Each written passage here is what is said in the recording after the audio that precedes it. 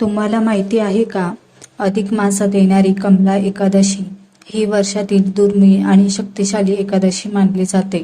असं म्हणतात की या दिवशी श्रद्धेने व्रत केल्यास भगवान विष्णू आणि माता लक्ष्मी दोघांची कृपा मिळते. नमस्कार मैत्रिणींनो, स्वागत आहे तुमचं आपल्या चॅनेलवर, आध्यात्मिक मराठी या भक्तिमय चॅनेलवर. आज आपण जाणून घेणार आहोत कमला एकादशी म्हणजे काय, ही इतकी खास का मानली जाते आणि या दिवशी कोणती पूजा व व्रत करावे. आता आपण कमला एकादशी इन्फॉर्मेशन बघूया. कमला एकादशीला पद्मिनी एकादशी असंही म्हटलं जातं. ही एकादशी फक्त अधिक मासात येते, त्यामुळे तिचं महत्त्व खूप जास्त आहे. ही एकादशी भगवान विष्णू आणि माता लक्ष्मीला समर्पित आहे. शास्त्रानुसार या दिवशी केलेली भक्ती अनेक पटींनी फळ देते असं मानलं जाते. आता आपण पाहणार आहोत व्रत आणि पूजा विधी.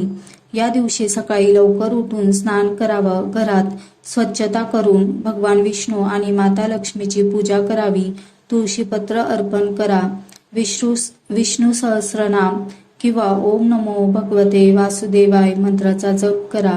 शक्य असल्यास उपवास करा. काही भक्त फलाहार करतात तर काही निर्जला उपवासही करतात.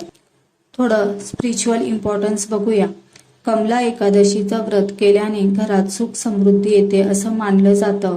मन शांत राहतं आणि नकारात्मकता दूर होते. पुराणांमध्ये सांगितलं आहे की श्रद्धेने केलेलं हे व्रत पापांचा नाश करून पुण्य प्रदान करतं. तर मैत्रिणींनो, भक्ती हीच खरी शक्ती आहे. एकादशीचं व्रत हे फक्त उपवास नसून तर मन शुद्ध करण्याचा मार्ग आहे. तुम्ही कमला एकादशीचं व्रत करता का? कमेंटमध्ये जय श्री विष्णू नक्की लिहा. व्हिडिओ आवडला असेल तर लाईक करा, फ्रेंड्स आणि फॅमिली सोबत शेअर करा आणि अशाच भक्तिमय व्हिडिओसाठी आध्यात्मिक मराठी चॅनलला सबस्क्राईब करायला विसरू नका. धन्यवाद. जय श्री हरी.